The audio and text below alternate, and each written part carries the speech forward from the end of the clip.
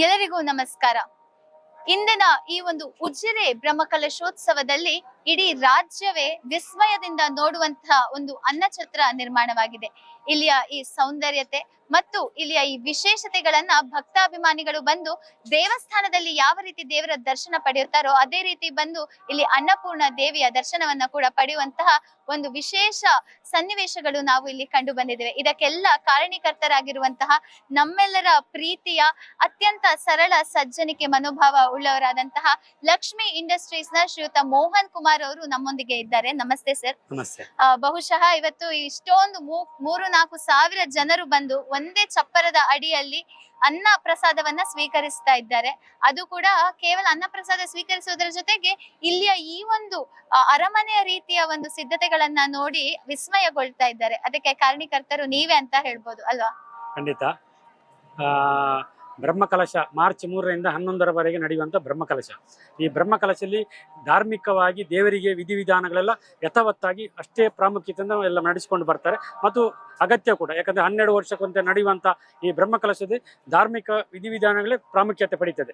ಆದ ಕಾರಣ ಅದರೊಂದು ಭಾಗವಾಗಿ ಸುಮಾರು 10 ದಿನಗಳ ಕಾಲ ನಡೆಯುವಂಥ ಬ್ರಹ್ಮಕಲಶದಲ್ಲಿ ಒಂದು ಭಾಗ ಅನ್ನ ಸಂತರ್ಪಣೆ, ಅದು ಕೂಡ ಅಷ್ಟೇ ಮಹತ್ವವನ್ನು ಪಡ್ಕೊಂಡಿರ್ತದೆ. ಮತ್ತು ಈ ದಕ್ಷಿಣ ಕನ್ನಡದಲ್ಲಿ ದೇವಸ್ಥಾನಗಳು ಸ್ವಲ್ಪ ಜಾಸ್ತಿ, ಎಲ್ಲ ಕಡೆ ಕೂಡ ಬ್ರಹ್ಮಕಲಶ ನಡೀತಾ ಇದ್ದಾರೆ. ಆ ಬ್ರಹ್ಮಕಲಶದಲ್ಲಿ ಅನ್ನ ಸಂತರ್ಪಣೆಯೂ ಕೂಡ ಅಷ್ಟೇ ಜೋರಾಗಿ ನಡೀತದೆ.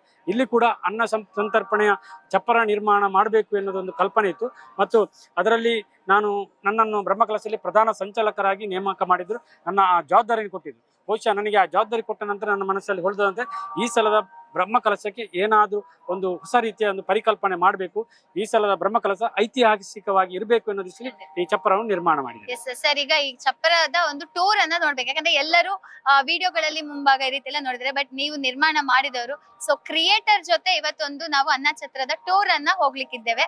ಸರ್ ಬನ್ನಿ ಸರ್, ಒಂದೊಂದಾಗಿ ನೀವು ನಮ್ಗೆ ತೋರಿಸಿ. Yes sir. ಇದರಲ್ಲಿ ಅನ್ನ ಛತ್ರದಲ್ಲಿ ಪ್ರಾಮುಖ್ಯವಾಗಿರುವಂಥ ಅನ್ನಪೂರ್ಣೇಶ್ವರಿ ಗುಡಿ ಇರುವಂಥದ್ದು. ಇಲ್ಲಿ ನೋಡಿ ತರಕಾರಿಗಳನ್ನೆಲ್ಲ ಇಲ್ಲಿ ಸೇರಿಸಿ ಬುಟ್ಟಿಯಲ್ಲಿ ಇಟ್ಟಿದ್ದೇನೆ. ಯಾಕಂದರೆ ಅನ್ನದಾನ ಅಂತ ಹೇಳಿದರೆ ಸಾಕ್ಷಾತ್ ಅನ್ನಪೂರ್ಣೇಶ್ವರಿ ಬಂದು ಈ ಅನ್ನದಾನವನ್ನು ಮಾಡ್ತಾಳ್ತೆ ಅನ್ನುವಂಥ ಪ್ರತೀತಿ. ಯಾಕಂದರೆ ಅನ್ನ ಛತ್ರದಲ್ಲಿ ನಿಮಗೆ ಪಲ್ಲಪೂಜೆ ನಡೀತದೆ. ಯಾಕಂದರೆ ಅನ್ನವನ್ನು ಬಡಿಸುವ ಮುಂಚೆ ಯಾರೆಲ್ಲ ಅನ್ನದಾನವನ್ನು ಮಾಡಿದ್ದಾರೆ ಅವರೆಲ್ಲ ಕರೆದು ಆ ಪಲ್ಲಪೂಜೆ ದೇವರಿಗೆ ಸಮರ್ಪಣೆ, ಅದು ಅನ್ನಪೂರ್ಣೇಶ್ವರಿಗೆ ಸಮರ್ಪಣೆ ಆಗಿದೆ. ಆ ದೃಷ್ಟಿಯಲ್ಲಿ ಇದು ನಾವು ದೇವರ ಗುಡಿಯನ್ನು ನಿರ್ಮಾಣ ಮಾಡಿದೆ. ಇದನ್ನು ಪ್ಲೇವುಡ್ ಮತ್ತು ಥರ್ಮೋಕೋಲಿಂದ ನಾವು ನಿರ್ಮಾಣ ಮಾಡಿದೆ. ಬಹುಶಃ ಇದನ್ನು ನೋಡುವಾಗ ಜನರಿಗೆ ಇದು ಒಂದು ನೈಜತೆ ಬರುವ ರೀತಿಯಲ್ಲಿ ಇದನ್ನು ನಿರ್ಮಾಣ ಮಾಡಿದ್ದೇನೆ. ಅತ್ಯಂತ ಸುಂದರವಾಗಿದೆ. ಟೆಂಪರರಿ ಅಂತ ಅನಿಸ್ತಾ ಇಲ್ಲ. ಬೇಜಾರ ಅಂದ್ರೆ ಬ್ರಹ್ಮಕಲಶ ಆದ್ಮೇಲೆ ಇದನ್ನ ತೆಗಿತಿರಲ್ಲ ಅನ್ನೋದೇ ನಮ್ಗೆ ಇವಾಗ ಬೇಜಾರ. ಖಂಡಿತ ನಮಗೆ ಕೂಡ ಬೇಸರ ಉಂಟು. ಯಾಕಂದ್ರೆ ಇಷ್ಟು ಸುಂದರವಾಗಿ ನಿರ್ಮಾಣ ಮಾಡಿದ್ದು, ನಾವು ಇದನ್ನು ನಿರ್ಮಾಣ ಮಾಡುವ ಸಂದರ್ಭದಲ್ಲಿ ಇಷ್ಟು ಸುಂದರವಾಗಿ ನಿರ್ಮಾಣ ಮಾಡ್ತೇವೆ ಮತ್ತು ಈ ರೀತಿ ಬರ್ತದೆ ಅಂತ ಯಾವ ರೀತಿ ನಾವು ಕಲ್ಪನೆ ಕೂಡ ಇರಲಿಲ್ಲ. ಆದರೆ ಮನಸ್ಸಲ್ಲಿ ಉಳಿದಿದೆ. ದೇವರ ಮೇಲೆ ಅಗಾಧವಾದ ಭಕ್ತ, ನಾನೊಬ್ಬ ದೇವರ ಭಕ್ತ ಆದ ಕಾರಣ ನನಗೆ ಇದು ದೇವರ ಪ್ರೇರಣೆ ಕೊಟ್ಟು ಮಾಡಿದಂತ ಕೆಲಸ. ಸರ್, ಓಕೆ, ಇಲ್ಲಿಂದ ಪ್ರಾರಂಭ ಮಾಡೋಣ. ಇಲ್ಲಿ ಎಲ್ಲ ಭಕ್ತಾದಿಗಳಿಗೆ ಅನ್ನ ಪ್ರಸಾದ ಸ್ವೀಕರಿಸ್ತಾ ಇದ್ದಾರೆ. ಸುಮಾರು ಪಿಲ್ಲರ್ಸ್ ಗಳಿವೆ, ಇಷ್ಟು ಉದ್ದಗಲಕ್ಕೂ ಚಪ್ಪರಗಳಿವೆ. ಇವೆಲ್ಲದ್ರ ಬಗ್ಗೆ ಸ್ವಲ್ಪ ಹೇಳಿ ಸರ್. ಖಂಡಿತವಾಗಿಯೂ ಒಂದು ಭಾಗದಲ್ಲಿ ನಮ್ದೇ ಈ ಚಪ್ಪರದ ಬಲಭಾಗ ಮತ್ತು ಎಡಭಾಗ ಉಂಟು. ಒಂದು ಕಡೆ 8 ಕೌಂಟರ್ ಇದ್ರೆ, ಒಂದು ಕಡೆ 4 ಕೌಂಟರ್ ಇದೆ, ಇನ್ನೊಂದು ಕಡೆ 4 ಕೌಂಟರ್ ಅಂತ. ಈಗಾಗಲೇ ಅನ್ನ ಸಂತರ್ಪಣೆ ಪ್ರಾರಂಭ ಆಗಿದೆ. ಭಕ್ತರೆಲ್ಲ ಅನ್ನ ಸ್ವೀಕಾರ ಮಾಡ್ತಾ ಇದ್ರೆ, ಪ್ರೀತಿಯಿಂದ ಅನ್ನವನ್ನು ಬಡಿಸುವವರು ಕೂಡ ಅಷ್ಟೇ ಪ್ರೀತಿಯಿಂದ ಈ ಅನ್ನದ ವ್ಯವಸ್ಥೆಯನ್ನು ಕೂಡ ಮಾಡ್ತಾ ಇದ್ದಾರೆ. ಬಹುಶಃ ಇದರಲ್ಲಿ ನೀವು ಕಂಬಗಳನ್ನು ನೋಡಿರುವುದು, ಈಗಾಗಲೇ ಇದು ಫೈಬರ್ ಕಂಬಗಳು.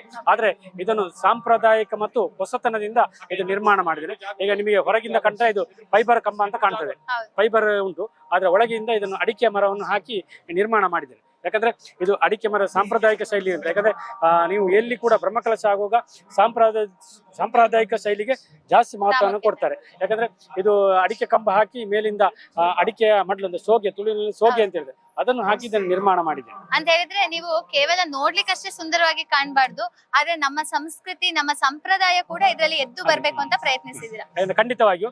ಯಾಕೆಂದ್ರೆ ಇದು ಬ್ರಹ್ಮಕಲಶ ಅಂತ ಹೇಳಿದ್ರೆ ಈ ಸಾಂಪ್ರದಾಯ ಶೈಲಿಗೆ ಜಾಸ್ತಿ ಮಹತ್ವವನ್ನು ಕೊಡ್ತಾರೆ. ಇದನ್ನು ಸುಂದರವಾಗಿ ನಿರ್ಮಾಣ ಮಾಡಬೇಕಿದ್ರೆ ನಾವು ಫಸ್ಟಿಗೆ ಮಹತ್ವ ಕೊಟ್ಟದ್ದು ಅಡಿಕೆ ಕಂಬವನ್ನು ಹಾಕಿ ಮೇಲಿಂದ ಅಡಿಕೆ ಸೋಗೆಯನ್ನು ಹಾಕಿ ಇದನ್ನು ನಿರ್ಮಾಣ ಮಾಡಿದ್ದೇನೆ. ಅದರ ಜೊತೆಗೆ ಹೊಸತನವನ್ನು ಕೂಡ ಕೊಟ್ಟಿದ್ದೇನೆ. ಭಕ್ತಾದಿಗಳಿಗೆ ಏನು ಈ ಚಪ್ಪರದಲ್ಲಿ ಬಂದು ಅನ್ನವನ್ನು ಸ್ವೀಕಾರ ಮಾಡ್ತಾರೆ ಅವರಿಗೆ ಅನ್ನಪೂರ್ಣೆಯ ಪ್ರಸಾದವನ್ನೇ ಸ್ವೀಕಾರ ಮಾಡಿದೆ ಎನ್ನುವಂತ ಭಕ್ತಿ ಬೇಕಾಗ್ತದೆ. ಆ ದೃಷ್ಟಿಯಲ್ಲಿ ಇದನ್ನು ನಿರ್ಮಾಣ ಮಾಡಿದ್ದೇನೆ. ಸರ್ ಮತ್ತೆ ನಾವು ನೋಡ್ಬೋದು ಇಲ್ಲಿ ಕೆಲವೊಂದಷ್ಟು ಒಂದು ಜಿಂಕೆ ಆಗಿರ್ಬೋದು, ನವಿಲ್ ಆಗಿರ್ಬೋದು, ಅದರ ಸ್ಟ್ಯಾಚ್ಯೂಸ್ ಅನ್ನ ಇಟ್ಟಿದ್ದೀರಾ. ಹಾಗೆ ಈ ಒಂದು ಗುಡಿಯಲ್ಲಿ ಸಣ್ಣ ಸಣ್ಣ ಡೀಟೇಲ್ಸ್, ಆ ಒಂದು ಏನು ಡಿಸೈನ್ ಇದೆ ಆ ಡೀಟೇಲ್ಸ್ ಗೆ ಕೂಡ ನೀವು ಅಷ್ಟೊಂದು ಪ್ರಾಮುಖ್ಯತೆಯನ್ನು ಕೊಟ್ಟು ಮಾಡಿದ್ದೀರಾ. ಈ ಸಣ್ಣ ಡೀಟೇಲ್ಸ್ ಅನ್ನ ಅಬ್ಸರ್ವ್ ಮಾಡುವಂತ ಸ್ಕಿಲ್ ಹೇಗೆ ಸರ್ ನಿಮ್ಗೆ? ನೋಡಿ, ಈಗ ನಾವೇನು ಇವತ್ತು ದೇವರ ಗುಡಿಯನ್ನು ನಿರ್ಮಾಣ ಮಾಡಿದ್ದೆ, ಇದು ತಾತ್ಕಾಲಿಕ ಆಗಿದ್ರು ಕೂಡ ಬಂದಂತ ಭಕ್ತಾದಿಗಳಿಗೆ ಅದು ನೈಜತೆ ಬರಬೇಕು.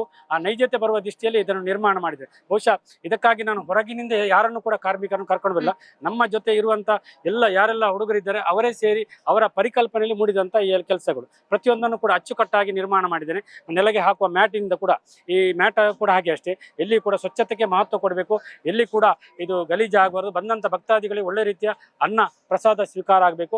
ರಾತ್ರಿ ಈಗ ಸುಮಾರು 11 ಗಂಟೆವರೆಗೂ ಅನ್ನ ಸಂತರ್ಪಣೆ ನಡೆದ ನಂತರ ಸುಮಾರು 100 ಮಂದಿ ಯುವಕರ ತಂಡ ಅಂತೂ ಅವರು ಇದು ನಿಂತು ಇದನ್ನೆಲ್ಲ ಸ್ವಚ್ಛತೆ ಮಾಡುವ ಕೆಲಸ ಸುಮಾರು 1 ಗಂಟೆಯಲ್ಲಿ ಮಾಡ್ತಾರೆ. ಯಾಕಂದ್ರೆ ನಾಳೆ ಪುನಃ ಮಧ್ಯಾಹ್ನ ಒಂದು ಊಟ ಮಾಡಬೇಕಾದ್ರೆ ಇದನ್ನೆಲ್ಲ ನೀರು ಹಾಕಿ ಒರೆಸುವ ಕೆಲಸವನ್ನು ಕೂಡ ಆ ಹುಡುಗರು ಮಾಡ್ತಾರೆ. ಖಂಡಿತ ಅಂತ ಹೇಳಿದ್ರೆ ಇಷ್ಟು ಸುಂದರವಾಗಿ ನಿರ್ಮಾಣ ಆದಂತಹ ಅನ್ನಛತ್ರದ ಸೌಂದರ್ಯ ಒಂದು ಕಡೆ ಆದ್ರೆ, ಇದರ ಸ್ವಚ್ಛತೆಯನ್ನ ಕಾಪಾಡುವಂತಹ ಮತ್ತೊಂದು ಕಾರ್ಯ ಕೂಡ ನೀವು ಅಷ್ಟು ಅಚ್ಚುಕಟ್ಟಾಗಿ ನೆರವೇರಿಸಿಕೊಡ್ತಾ ಇದ್ದೀರಾ. ಹಾಗೆ ಸರ್ ಇವತ್ತು ನೋಡ್ಬೋದು, ಈಗ ಎಲ್ಲ ಈ ಇನ್ಫ್ರಾಸ್ಟ್ರಕ್ಚರ್ ಆಗಿರ್ಬೋದು, ಇವತ್ತು ಮೂಡಿ ಬಂದಂತಹ ಈ ಸುಂದರವಾದ ಅನ್ನಛತ್ರದ ಬಗ್ಗೆ ಒಂದು ಬದಿ ಇಟ್ರೆ, ಇವತ್ತು ಅತ್ಯಂತ ಹೆಚ್ಚಿನ ಸಂಖ್ಯೆಯಲ್ಲಿ ಭಕ್ತಾದಿಗಳು ಬಂದು ಅನ್ನ ಸಂತರ್ಪಣೆಯನ್ನ ಸ್ವೀಕರಿಸ್ತಾ ಇದ್ದಾರೆ. ಇದನ್ನ ನೋಡಿ ನಿಮ್ಮ ಮನಸ್ಸಿಗೆ ಯಾವ ರೀತಿ ಒಂದು ಖುಷಿ ಆಗ್ತಾ ಇದೆ? ಖಂಡಿತವಾಗಿಯೂ ಈಗ ಇದರಲ್ಲಿ ಸುಮಾರು ಏಕಕಾಲದಲ್ಲಿ 3,000 ಜನ ನಿಂತು ಬಫೆಯಲ್ಲಿ ಊಟ ಮಾಡುವಂತ ವ್ಯವಸ್ಥೆಯನ್ನು ಮಾಡಿದೆ. ಮತ್ತೆ ಸುಮಾರು ಇದು ಇಡೀ ವ್ಯವಸ್ಥೆಗೆ ಸುಮಾರು 25,000 ಸ್ಕ್ವೇರ್ ಫೀಟ್ ಚಪ್ಪರ ಆದ್ರೆ ಸುಮಾರು 6ರಿಂದ 7,000 ಸ್ಕ್ವೇರ್ ಫೀಟ್ ಅಡಿಗೆಯ ಚಪ್ಪರ ಉಂಟು. ಇದರಲ್ಲಿ ಸುಮಾರು ಏಕಕಾಲದಲ್ಲಿ ಸುಮಾರು 300ರಿಂದ 400 ಮಂದಿ ಶ್ರಮದಾನಿಗಳು ಶ್ರಮ ಸೇವೆಯನ್ನು ಮಾಡ್ತಾ ಇದ್ದಾರೆ. ಯಾಕಂದ್ರೆ ಕಾಲೇಜಿನ ನೋಡಿ ಇವರು ನಿಂತವರು ಸ್ಪೋರ್ಟ್ಸ್ನ ಸಿಬ್ಬಂದಿಗಳು, ಇವರು ಕೂಡ ಎಲ್ಲ ಶ್ರಮದಾನಕ್ಕೆ ಬಂದವರು. ಇವತ್ತು ದೇವರ ಸೇವೆಯನ್ನು ಮಾಡಬೇಕನ್ನೋ ದೃಷ್ಟಿಯಲ್ಲಿ ಇಲ್ಲಿ ಬಂದ ಸೇವೆಯನ್ನು ನೀಡ್ತಾ ಇದ್ದಾರೆ. ಯಾಕಂತ ಹೇಳಿದ್ರೆ ಇವತ್ತು ಎಲ್ಲ ನಡೆಯುವಂಥದ್ದೆಲ್ಲ ದೇವರ ಸೇವೆ. ಆದ ಕಾರಣ ನಾವಿವತ್ತು ಏನು ಮಾಡಿದೆ ಅದು ಕೂಡ ದೇವರ ಸೇವೆ ಇವತ್ತು ನಿರ್ಮಾಣ ಮಾಡಿದೆ. ಬಹುಶಃ ಈಗಾಗಲೇ ನಿಮಗೆ ಮಧ್ಯಾಹ್ನ 1 ಗಂಟೆ ಆಗಿದೆ, ಆದ್ರೆ ಮೇಲ್ಗಡೆ ನೋಡಿದ್ರೆ ಅಷ್ಟು ಬಿಸಿಲಿನ ವಾತಾವರಣ ಇಲ್ಲ, ಈಗ ಸ್ವಲ್ಪ ತಂಪು ಉಂಟು. ಯಾಕಂದ್ರೆ ಅದನ್ನು ನಿರ್ಮಾಣ ಮಾಡಿದೆ ಅದೇ ರೀತಿಯಲ್ಲಿ ನಿರ್ಮಾಣ ಮಾಡಿದೆ. ಯಾವುದೇ ರೀತಿಯ ಬಿಸಿ ಬರಬಾರ್ದು, ಭಕ್ತಾದಿಗಳಿಗೆ ಊಟ ಮಾಡ್ಲಿಕ್ಕೆ ಯಾವುದೇ ತೊಂದರೆ ಆಗಬಹುದು ಎನ್ನುವ ದೃಷ್ಟಿಯಲ್ಲಿ ಅಷ್ಟೇ ಸುಂದರವಾಗಿ ನಿರ್ಮಾಣ ಮಾಡಿದೆ. ಖಂಡಿತವಾಗ್ಲೂ ಇದನ್ನು ನಾನು ಹೇಳಲೇಬೇಕು. ನಾವು ಹೊರಗೆ ಹೋದ್ರೆ ಉರಿ ಬಿಸಿಲು, ಕಣ್ಣು ಮೇಲೆತ್ತಿ ನೋಡ್ಲಿಕ್ಕೆ ಆಗಲ್ಲ ಅಂತ ಬಿಸಿಲಿದ್ರು ಕೂಡ ಇವತ್ತು ಇಲ್ಲಿ ಒಳಗೆ ಬಂದ್ರೆ ತಂಪಾದ ವಾತಾವರಣ ಇದೆ.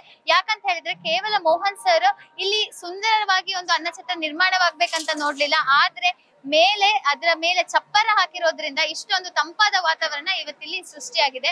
ಎಸ್ ಸರ್, ಒಂದು ಕಡೆ ಅಲ್ಲಿ ಉಗ್ರಾಣ ಇದೆ, ಇಲ್ಲೆಲ್ಲ ಭಕ್ತಾದಿಗಳು ಏನು ಪ್ರಸಾದವನ್ನ ಸ್ವೀಕರಿಸ್ಬೇಕಂತ ಹೇಳಿದ್ರೆ ಅದು ತಯಾರಾಗುವಂತ ಒಂದು ಉಗ್ರಾಣ ಮತ್ತೆ ಪಾಕಶಾಲೆ ಅತ್ಯಂತ ಮುಖ್ಯ ಭಾಗ.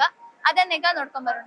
ನಮ್ಮಂತೆ ಪತ್ರ ನೇತೃತ್ವ ಈಗಾಗಲೇ ನಾವು ಇಲ್ಲಿ ಉಗ್ರಾಣಕ್ಕೆ ಬಂದಿದೆ. ಯಾಕಂದ್ರೆ ಅನ್ನ ಸಂತರ್ಪಣೆಯಲ್ಲಿ ಪ್ರಧಾನ ಪಾತ್ರ ವಹಿಸುವಂತ ಉಗ್ರಾಣದ ವ್ಯವಸ್ಥೆಯನ್ನು ನೋಡಿ ಅಷ್ಟು ಸುಂದರವಾಗಿ ಇಲ್ಲಿ ನಿರ್ಮಾಣ ಮಾಡಿದ್ದೇವೆ. ಯಾಕಂದ್ರೆ ಅದರಲ್ಲಿ ಬಂದಂತ ಏನು ಭಕ್ತಾದಿಗಳು ಕೊಟ್ಟಂತ ಹೊರ ಕಾಣಿಕೆಯನ್ನು ಕೊಂಡಂತ ಎಲ್ಲ ಸಾಮಗ್ರಿಗಳನ್ನು ಅಚ್ಚುಕಟ್ಟಾಗಿ ಜೋಡಿಸಿಟ್ಟಿದ್ದೇವೆ. ಮತ್ತೆ ಈಗ ಅಡಿಗೆ ಏನು ಇಲ್ಲಿ ಪಾಕಶಾಲೆ ಉಂಟು, ಪಾಕಶಾಲೆಯಲ್ಲಿ ಏನು ಅಡಿಗೆ ತಯಾರಾಗ್ತದೆ ಅಲ್ಲಿಗೆ ಬೇಕಾದ ಸಾಮಗ್ರಿಯನ್ನು ಅವರು ಕಾಲಕ್ಕೆ ಅವರನ್ನು ಸಪ್ಲೈ ಮಾಡುವಂತ ವ್ಯವಸ್ಥೆಯನ್ನು ಕೂಡ ಮಾಡಿದೆ. ಮತ್ತು ಎಷ್ಟು ಇಲ್ಲಿಂದ ಹೋಗಿದೆ ಮತ್ತು ಇಲ್ಲಿಗೆ ಎಷ್ಟು ಬಂದಿದೆ ಎಲ್ಲ ಲೆಕ್ಕಾಚಾರನ ಕೂಡ ಒಂದು ಅಚ್ಚುಕಟ್ಟಾಗಿ ಅವರು ನಿರ್ವಹಣೆ ಮಾಡ್ತಾರೆ. ಯಾಕಂದ್ರೆ ಇಲ್ಲಿಂದ ಉಗ್ರಾಣದಿಂದ ಎಲ್ಲ ಸಾಮಗ್ರಿಗಳು ಪಾಕಶಾಲೆ ಹೋಗ್ತದೆ, ಪಾಕಶಾಲೆಯಿಂದ ಸಂಜೆ ಆಗುವಾಗ ಎಷ್ಟು ಹೋಗಿದೆ ಮತ್ತು ಹೊರಗಿಂದ ಎಷ್ಟು ತಂದಿದ್ದೇವೆ ಎಲ್ಲ ಕೂಡ ಇಲ್ಲಿ ವ್ಯವಸ್ಥಿತವಾಗಿ ಅದನ್ನು ಲಿಸ್ಟ್ ಮಾಡುವಂತ ಮತ್ತು ಅಚ್ಚುಕಟ್ಟಾಗಿ ನಿರ್ವಹಣೆ ಮಾಡುವಂತ ಇಡೀ ದೊಡ್ಡ ಒಂದು ತಂಡವೇ ಇಲ್ಲಿ ಉಂಟು. ಖಂಡಿತ ಸರ್, ಬನ್ನಿ ಇಲ್ಲಿಂದ ನಾವು ನೋಡ್ಕೊಂಡು ಹೋಗುವ. ಒಂದು ಸೂಪರ್ ಮಾರ್ಕೆಟ್ ಗೆ ಬಂದಂತೆ ಆಗ್ತದೆ, ಅಷ್ಟು ಅಚ್ಚುಕಟ್ಟಾಗಿ ಇಲ್ಲಿ ವ್ಯವಸ್ಥಿತವಾಗಿ ಲವಂಗ ಉಂಟು, ಚಾಪುಡಿ, ದೀಪದ ಎಣ್ಣೆ, ತುಪ್ಪ, ಚಕ್ರ ಮೊಗ್ಗು ಈ ತರ ವಸ್ತುಗಳನ್ನೆಲ್ಲ ಜೋಡಿಸಿಟ್ಟಿದ್ದಾರೆ. ಯಾಕಂದ್ರೆ ಬಂದಂತ ಇಲ್ಲಿ ಏನು ಇಲ್ಲಿ ಶ್ರಮದಾನಕ್ಕೆ ಬಂದವರು ಇದ್ದಾರೆ ಅವರಿಗೆ ಯಾವುದೇ ರೀತಿಯ ಗೊಂದಲ ಆಗಬಾರ್ದು ಮತ್ತು ಯಾವ ವಸ್ತುಗಳು ಇಲ್ಲಿ ಉಂಟು ಎನ್ನುವ ದೃಷ್ಟಿಯಲ್ಲಿ ಎಲ್ಲವನ್ನು ಕೂಡ ಅಚ್ಚುಕಟ್ಟಾಗಿ ನಿರ್ವಹಣೆ ಮಾಡಿ.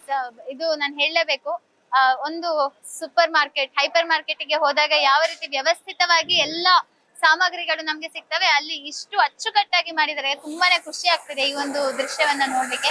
ಇದೀಗ ನಾವು ಪಾಕಶಾಲೆಗೆ ಬರ್ತಾ ಇದ್ದೀವಿ. ಇಲ್ಲಿ ಪಾಕಶಾಲೆಯಲ್ಲೆಲ್ಲ ನೋಡಿ ಈಗಾಗಲೇ ಬಾಣಸಿಗರು ದೊಡ್ಡ ಮಟ್ಟದಲ್ಲಿ ತಯಾರಿಯಲ್ಲಿ ತೊಡಗಿಸಿಕೊಂಡಿದ್ದಾರೆ. ಸುಮಾರು ಮಧ್ಯಾಹ್ನಕ್ಕೆ 15,000 ಮಂದಿಗೆ ಏಕಕಾಲದಲ್ಲಿ ಈಗ ಅನ್ನ ಪ್ರಸಾದವನ್ನು ಸ್ವೀಕಾರ ಮಾಡುವಂತ ವ್ಯವಸ್ಥೆ ಮಾಡಿದೆ. ಅದೇ ರೀತಿ ನೋಡಿ ಈಗ ನೋಡಿದ್ರೆ ಕಾಣ್ಬೋದು, ದೊಡ್ಡ ದೊಡ್ಡ ಅಂಡೆಯಲ್ಲಿ ಬಿಸಿ ಬಿಸಿ ಸಾಂಬಾರುಗಳೆಲ್ಲ ಉಂಟು. ಅದನ್ನು ನಿರ್ವಹಣೆ ಮಾಡಲಿಕ್ಕೆ ಅಷ್ಟೇ ಒಳ್ಳೆಯ ಸ್ವಯಂ ಸೇವಕರ ತಂಡ ಇಲ್ಲಿ ನಿರ್ಮಾಣ ಆಗ್ತಾ ಉಂಟು. ಯಾಕಂದ್ರೆ ಬೆಳಿಗ್ಗೆಯಿಂದ ಈ ವ್ಯವಸ್ಥೆಯನ್ನು ಅಚ್ಚುಕಟ್ಟಾಗಿ ನಿರ್ಮಾಣ ಮಾಡಿದ್ರೆ ಅಷ್ಟೇ ದೊಡ್ಡ ದೊಡ್ಡ ತಂಡ ಉಂಟು. ಯಾಕಂದ್ರೆ ಉಳಿದ ಸ್ವಯಂ ಸೇವಕರ ಹಾಗೆ ಈ ಕೆಲಸ ಮಾಡಿದ್ರೆ ಆಗೋದಿಲ್ಲ. ಇದಕ್ಕೊಂದು ಪರಿಣಿತಿ ಪಡೆದಂತ ತಂಡ ಬೇಕಾಗ್ತದೆ. ಯಾಕಂದ್ರೆ ಬಿಸಿ ಉಂಟು ಮತ್ತು ಜಾಗೃತೆಯಾಗಿ ಇದನ್ನು ಕೊಂಡೋಗ್ಬೇಕಾಗ್ತದೆ. ಅದಕ್ಕೆ ಪರಿಣಿತರ ತಂಡವನ್ನೇ ಅದಕ್ಕಾಗಿ ಎಲ್ಲ ಆಯ್ಕೆ ಮಾಡಿದೆ. ಇದನ್ನ ನೋಡಿದ್ರೆ ಒಂದು ದೊಡ್ಡ ಮೆಗಾ ಕಿಚನ್ ಗೆ ಬಂದಂತೆ ಆಗ್ತಾ ಇದೆ.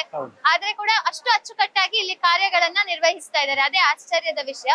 ಸರ್, ಒಂದು ಕಡೆ ಒಳಗಿನ ಪಾಕಶಾಲೆ ಆದ್ರೆ ಇನ್ನೊಂದ್ ಕಡೆ ನಾವ್ ಎದುರಿನ ಇಲ್ಲಿ ಎಲ್ಲ ಸ್ವೀಟ್ ತಯಾರಿಸುವಂತ. ಯಾಕಂದ್ರೆ ಉಪ್ಪಿನಂಗಡಿಯಿಂದ ಬಂದ ದೊಡ್ಡ ತಂಡವೇ ಇಲ್ಲಿ ಬಾಣಸಿಗರ ತಂಡ ಉಂಟು. ಸುಮಾರು 100 ಮಂದಿ ಕಾರ್ಮಿಕರು ಇಲ್ಲಿ ದುಡಿತಾರೆ. ಯಾಕಂದ್ರೆ ಅವರು ಆ ಕಾಲಕ್ಕೆ ಈಗ ಮಧ್ಯಾಹ್ನದ ಏನು ಊಟ ಆದ ನಂತರ ಸಂಜೆಗೆ ಫಲ ಉಪಹಾರಕ್ಕೆ ಬೇಕಾದ ವ್ಯವಸ್ಥೆಯನ್ನು ಮಾಡಬೇಕಾದ್ರೆ ಇವತ್ತು ಸಿಹಿ ತಿಂಡಿಯ ತಯಾರಿಯಲ್ಲಿ ತೊಡಗಿಸಿಕೊಂಡಿದೆ. ಒಳ್ಳೆ ರೀತಿಯ ಅಡಿಗೆ, ಬಹುಶಃ 2 ದಿನದಿಂದ ನಮಗೆ ಅಡಿಗೆಯನ್ನು ಮಾಡಿ ಬಡಿಸಿದ್ದಾರೆ.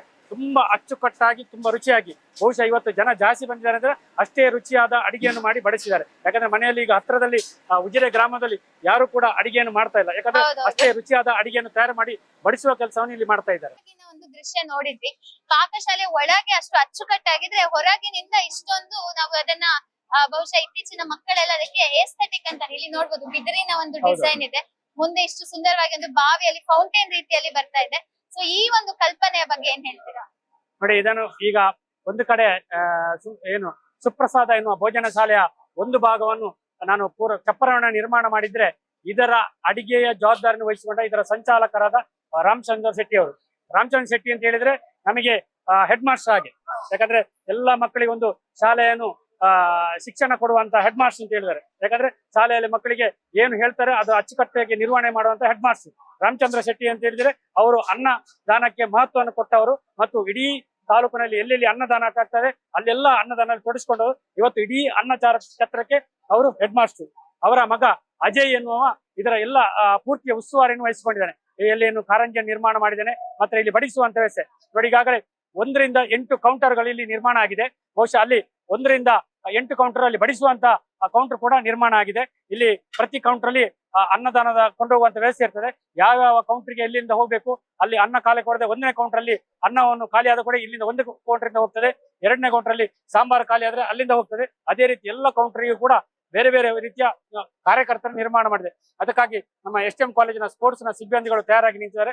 ಎಲ್ಲ ವ್ಯವಸ್ಥೆಯನ್ನು ಅಚ್ಚುಕಟ್ಟಾಗಿ ನಿರ್ವಹಿಸ್ತಾ ಇದ್ದಾರೆ. ಸೊ ನಾವೆಲ್ಲರೂ ಭಕ್ತಾದಿಗಳು ಬಂದು ಇಲ್ಲಿ ಅತ್ಯಂತ ಭಕ್ತಿಯಿಂದ ಅನ್ನ ಪ್ರಸಾದವನ್ನ ಸ್ವೀಕರಿಸ್ತೇವೆ. ಅದರ ಹಿಂದೆ ಶ್ರಮವನ್ನ ಇವತ್ತು ನಮ್ಗೆ ಮೋಹನ್ ಸರ್ ಅವರು ಇಲ್ಲಿ ಅತ್ಯಂತ ಸುಂದರ ರೀತಿಯಲ್ಲಿ ವಿಸ್ತಾರವಾಗಿ ತೋರಿಸ್ಕೊಟ್ಟಿದ್ದಾರೆ. ನಿಮಗೆ ಹೇಳಿದ್ದೇನೆ, ಯಾಕಂದ್ರೆ ಅನ್ನ ಛತ್ರದ ಸುಪ್ರಸಾದ ಎನ್ನುವ ಅನ್ನ ಛತ್ರವನ್ನು ನಿರ್ಮಾಣವನ್ನು ಜವಾಬ್ದಾರಿ ನಾನು ವಹಿಸಿಕೊಂಡಿದ್ರೆ ಇಲ್ಲಿ ಬಂದಂತ ಭಕ್ತಿಗಳಿಗೆ ರುಚಿಯಾದ ಭೋಜನವನ್ನು ವ್ಯವಸ್ಥೆ ಮಾಡುವಂತ ಜವಾಬ್ದಾರಿಯನ್ನು ನಮ್ಮ ಸಂಚಾಲಕರಾದ ರಾಮಚಂದ್ರ ಶೆಟ್ಟಿ ಅವರು ವಹಿಸಿಕೊಂಡಿದ್ದಾರೆ. ಬಹುಶಃ ನಾನು ಆಗ ಹೇಳಿದೆ ನಿಮ್ಮಲ್ಲಿ, ಯಾಕಂದ್ರೆ ಇಲ್ಲಿ ಅನ್ನದಾನಕ್ಕೆ ಇಡೀ ತಾಲೂಕಲ್ಲಿ ಎಲ್ಲೇ ಅನ್ನದಾನದ ಕೂಡ ಅದಕ್ಕೆ ಪೂರ್ತಿ ಅವರ ಮಾಹಿತಿಯನ್ನು ಅವ್ರು ಪಡ್ಕೊಳ್ತಾರೆ.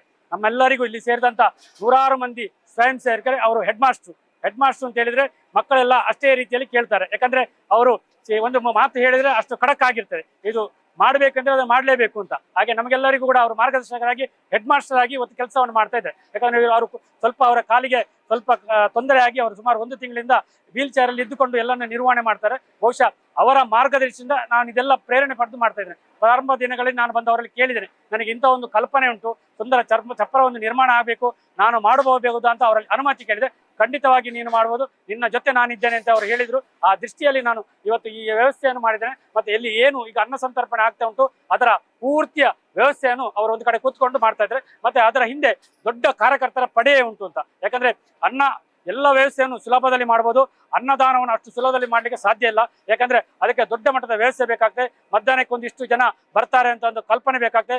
ರಾತ್ರಿಯೂ ಕೂಡ ಇಷ್ಟು ಜನ ಬರಬೇಕಿದ್ರೆ ನಾವು ಮಧ್ಯಾಹ್ನವೇ ಅದನ್ನೆಲ್ಲ ರೆಡಿ ಮಾಡಬೇಕಿದ್ರೆ ಅಷ್ಟು ಸುಲಭ ಇಲ್ಲ, ನಾವು ಹೇಳಿದಷ್ಟು ಸುಲಭ ಇಲ್ಲ. ಮತ್ತೆ ಅಲ್ಲಿ ಏನು ಒಳಗಿರುವಂತ ಬಾಣಸಿಗರಿಗೆ ಎಲ್ಲ ರೀತಿಯ ಮಾಹಿತಿಯನ್ನು ಕೊಡಬೇಕಾದ್ರೆ ಇಷ್ಟು ಸಾರು ಮಾಡಿ, ಇಷ್ಟು ಸಾಂಬಾರು ಮಾಡಿ, ಇಷ್ಟು ಪಾಯಸ ಮಾಡಿ, ಇಷ್ಟು ಸ್ವೀಟ್ ಅನ್ನು ಮಾಡಿ ಅಂತ. ಯಾಕಂದ್ರೆ ಮಧ್ಯಾಹ್ನ ತಯಾರು ಮಾಡಿದ ಮಧ್ಯಾಹ್ನಕ್ಕೆ ಖಾಲಿ ಆದ ನಂತರ ಪುನಃ ರಾತ್ರಿಗೆ ರೆಡಿ ಆಗ್ಬೇಕಾದ್ರೆ ಬೆಳಿಗ್ಗೆ ಫಲಾರದ ವ್ಯವಸ್ಥೆಯನ್ನು ಮಾಡಿದ್ರೆ ಅಷ್ಟು ಸುಲಭವಾಗಿಲ್ಲ.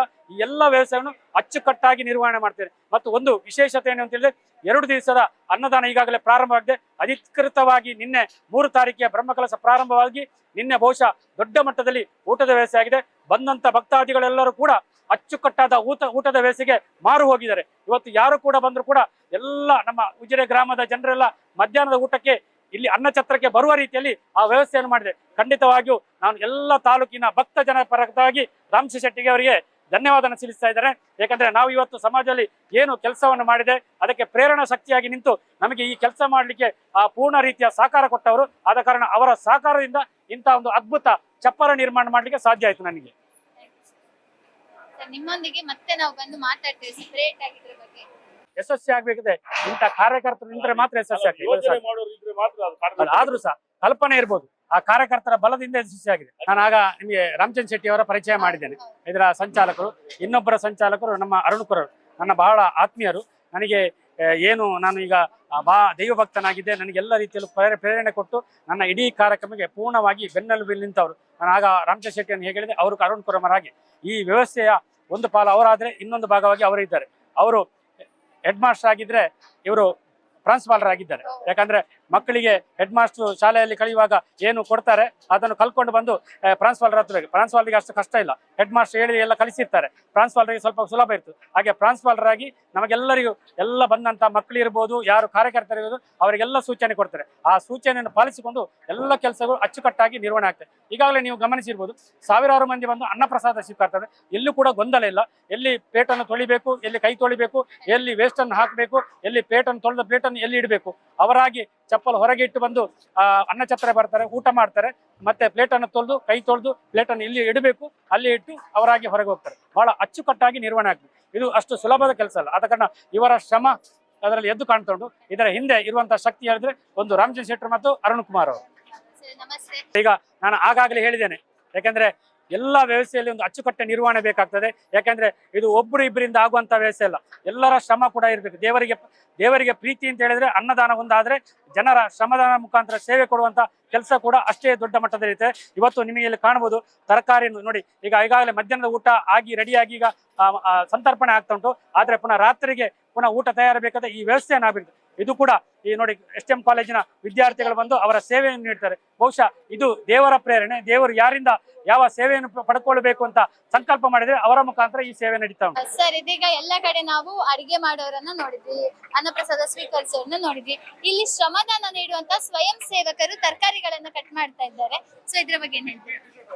ಅನ್ನದಾನದಲ್ಲಿ ನಾನು ಆಗ್ಲೇ ಹೇಳಿದ್ದೇನೆ, ಹೊರಗಿನಿಂದ ನಿಮಗೆ ಅನ್ನದಾನದ ಕಂಡ್ರೆ ಒಳಗಿನ ವ್ಯವಸ್ಥೆ ಒಂದು ದೊಡ್ಡ ಮಟ್ಟದಲ್ಲಿ ಇರ್ತದೆ. ಯಾಕಂದ್ರೆ ಅಡಿಗೆ ಮಾಡಬೇಕು, ಅಡಿಗೆ ಬೇಕಾದ ಎಲ್ಲ ತರಕಾರಿಗಳನ್ನು ಕಟ್ ಮಾಡುವಂತ ವ್ಯವಸ್ಥೆ ನೋಡಿ. ಈಗಾಗಲೇ ಮಹಿಳೆಯರು ತುಂಬಾ ಜನ ಬೆಳಿಗ್ಗೆಯಿಂದ ಇದನ್ನು ಕೆಲಸವನ್ನು ಮಾಡ್ತಾ ಇದ್ದಾರೆ. ಯಾಕಂದ್ರೆ ಇವತ್ತು ಮಧ್ಯಾಹ್ನದ ಊಟ ರೆಡಿ ಆದ್ರೆ ಇನ್ನು ಸಂಜೆಗೆ ಒಂದಷ್ಟು ಕೆಲಸಗಳು ಆಗಬೇಕಿದೆ. ಇದು ಅಷ್ಟು ಸುಲಭದ ಕೆಲಸ ಅಲ್ಲ. ಯಾಕಂದ್ರೆ ಅಷ್ಟು ಜನ ಈಗ ಮಧ್ಯಾಹ್ನಕ್ಕೆ ಒಂದು 15,000 ಆದ್ರೆ ರಾತ್ರಿಗೆ ಒಂದು 25,000 ಜನ ಊಟ ಮಾಡ್ಬೇಕಾಗ್ತದೆ. ಆದ ಕಾರಣ ಈ ವ್ಯವಸ್ಥೆಯನ್ನು ಅಚ್ಚುಕಟ್ಟಾಗಿ ನಿರ್ವಹಣೆ ಮಾಡಬೇಕಿದ್ರೆ ಈ ವ್ಯವಸ್ಥೆಗಳೆಲ್ಲ ಭಕ್ತಾದಿಗಳ ಮುಖಾಂತರ ಆಗ್ತದೆ. ಇವತ್ತು ಕೆಲಸ ಮಾಡ್ತಾ ಇದ್ರೆ ಇವರೆಲ್ಲ ಮಾಡುವ ಕೆಲಸಗಳು ಶ್ರಮದಾನದ ಮುಖಾಂತರ ಆಗುವಂತ ಕೆಲಸಗಳು. ಇದು ಅವರಿಗೆ ಸ್ವಯಂ ಪ್ರೇರಣೆ ಬಂದು ಅವರು ಈ ಕೆಲಸವನ್ನು ಅದರಲ್ಲಿ ತೊಡಗಿಸಿಕೊಡ್ತಾರೆ. ನಮಗೆ ಏನು ಬೇಕು ವ್ಯವಸ್ಥೆಯನ್ನು ಅದು ಅಚ್ಚುಕಟ್ಟಾಗಿ ನಿರ್ವಹಣೆ ಮಾಡಿ ಕೊಡ್ತಾರೆ. ಯಾಕಂದ್ರೆ ಇದು ಎಲ್ಲ ಅಷ್ಟು ಸುಲಭದ ಕೆಲಸ ಅಲ್ಲ. ಇದು ಮಹಿಳೆಯರಾದ ಕಾರಣ ತರಕಾರಿಯನ್ನು ಕಟ್ ಮಾಡುವಂತ ವ್ಯವಸ್ಥೆ ಅವರಿಗೆ ಖಂಡಿತವಾಗಿ ಗೊತ್ತಿದೆ. ಆದ ಕಾರಣ ಇವರು ಅಚ್ಚುಕಟ್ಟಾಗಿ ಈ ವ್ಯವಸ್ಥೆಗಳೆಲ್ಲ ಮಾಡ್ತಾ ಇದ್ದಾರೆ. ಬಹುಶಃ ನೋಡಬಹುದು ದೊಡ್ಡ ಮಟ್ಟದಲ್ಲಿ ಇಷ್ಟು ಜನ, 100 ಜನ ಇಲ್ಲಿ ಮಹಿಳೆಯರು ಕೂತ್ಕೊಂಡು ಈ ವ್ಯವಸ್ಥೆಯಲ್ಲಿ ತೊಡಗಿಸಿಕೊಂಡಿದ್ದಾರೆ. ಧನ್ಯವಾದಗಳು ಸರ್. ಇವತ್ತು ಇಷ್ಟು ಸುಂದರವಾಗಿ ಮಗದೊಮ್ಮೆ ಹೇಳ್ತೇನೆ, ನಮ್ಮ ದಕ್ಷಿಣ ಕನ್ನಡ ಜಿಲ್ಲೆಯಲ್ಲೇ ಪ್ರಪ್ರಥಮ ಬಾರಿಗೆ ಅಂತ ಹೇಳಿ ಇಡೀ ರಾಜ್ಯದಲ್ಲೇ ಒಂದು ಆಶ್ಚರ್ಯವನ್ನ ಮೂಡಿಸುವಂತ ಅನ್ನಛತ್ರದ ನಿರ್ಮಾಣ ಮಾಡಿದ್ದೀರಾ. ಖಂಡಿತವಾಗಿಯೂ ಉಜಿರೆಯ ಬ್ರಹ್ಮ ಕಲಶೋತ್ಸವ ಇವತ್ತು ಇತಿಹಾಸವನ್ನೇ ಮೂಡಿಸಿದೆ. ಧನ್ಯವಾದಗಳು ಸರ್.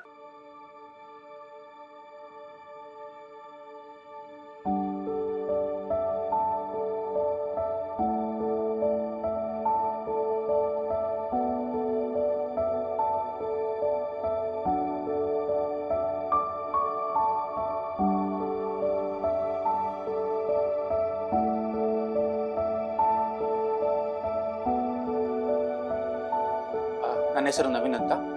ಆ್ಯಕ್ಚುಲಿ ನಮಗೆ ಈಗ ಹೆಣ್ಣು ಮಗು ಆಗಿದೆ. ತುಂಬ ಖುಷಿ ಆಗ್ತಾಯಿದೆ. ಹಾಸ್ಪಿಟಲ್ ಫೆಸಿಲಿಟೀಸ್ ಮತ್ತು ಇಲ್ಲಿದ್ದ ಸ್ಟಾಫ್, ಡಾಕ್ಟರ್ಸ್ ಸ್ವಚ್ಛ ಪೂರ ಭಾಳ ಶೋಕಡೆ ಸ್ವಚ್ಛತೆ ಪೂರ ಕ್ಲೀನ್ ಎಲ್ಲ.